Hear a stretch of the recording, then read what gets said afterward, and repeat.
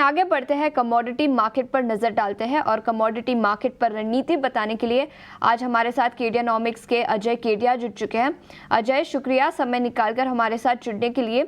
Globally कई सारे events हो रहे हैं, अमेरिकी राष्ट्रपति चुनाव के नतीजे भी आने शुरू हो चुके हैं, लेकिन सोने और चांदी पर इसका क्या इम्पैक्ट दिखेगा और कौन से लेवल्स पर हमें नजर रखनी चाहिए?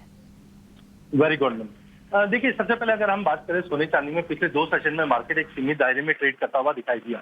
नो डाउट आज इलेक्शंस में अब तक के जो अपडेट आया है वहां पे डोनाल्ड ट्रंप थोड़ी तरफ विन की तरफ जा रहा है, बट टू अर्ली टू से राइट नाउ। तो मुझे लगता है कि चाहे डोनाल्ड ट्रंप जीते चाहे कमला हैरिस, लेकिन कहीं ना कहीं मुझे लगता है गोल्ड ने इस चीज को फैक्टर इन कर चुका है और एक करेक्शन का डिप्लॉयमेंट दिखता है।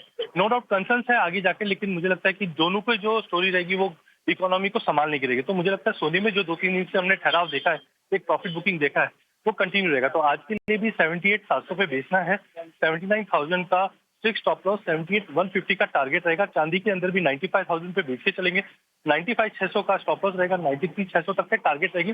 बट ध्यान रखिए, वॉलिटिलिटी बुलियंस में बहुत ज्यादा रहने वाली है, क्योंकि अभी तक के पिछले 5 सालों में 10 सालों में ट्रेंड रहा है वो इलेक्शन के बाद लॉन्ग टर्म तेजी रहती है बट गिरावट आती है। जैसे लास्ट टाइम डोनाल्ड ट्रंप के विक्ट्री पे हमने 8% का उस मंथ में फॉल देखा था गोल्ड में। तो थोड़ा अनसर्टेनिटी रहेगी, वॉलिटिलिटी रहेगी बुलियंस में और वॉलेटिलिटी रहेगी बुलियन मार्केट में, लेकिन इसके अलावा बेस मेटल्स पर आपकी क्या राय रहेगी? अमेरिकी इलेक्शंस के चलते उम्मीदें हैं कि शायद ज़्यादा टैरिफ्स लगाए जा सकते हैं अमेरिकन इंपोर्ट्स पर, वहां पर क्या रणनीति बनानी चाहिए?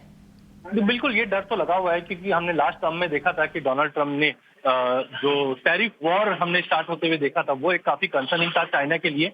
बट इस वक्त सिनेरियो थोड़ा सा डिफरेंट है, बिकॉज दोनों ही इकोनॉमी फ्रेजाइल लेवल पे है, तो आई डाउट ऐसा कुछ बड़ा हो जाए। सेकेंडली, इसी के लिए 4 तारीख से 8 तारीख के बीच में चाइना में बैठक भी है, उसी चीज को टैकल करने के लिए। इनकेस अगर टैरिफ लगता है तो उसको कैसे हमें हैंडल करना है।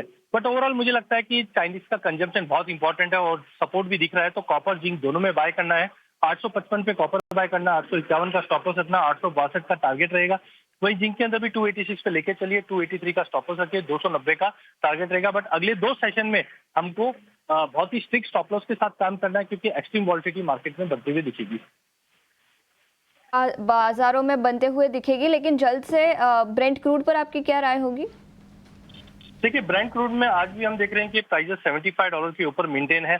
सबसे इंपॉर्टेंट रहा है ओपेक प्लस के जो स्टेटमेंट है कि जो प्रोडक्शन हाइक है वो अगले महीने हम देखेंगे। चाइना बड़ा फैक्टर रहेगा, डॉलर इंडेक्स में दबाव है जिसके चलते कल भी सपोर्ट आते हुए देखा, आज भी ये कंटिन्यू रहेगा, जहां पे 5980 पे लेके चलना है, 5900 का स्टॉप लॉस रखना है। डोमेस्टिक मार्केट में 6100 से 6150 तक का टारगेट रहेगा। अगेन वॉलिटिलिटी क्रूड में भी अच्छी रहने की उम्मीद है। ये कुछ लक्ष्य जहां पर आपको नजर रखनी चाहिए। शुक्रिया अजय, समय निकालकर हमारे साथ जुड़ने के लिए।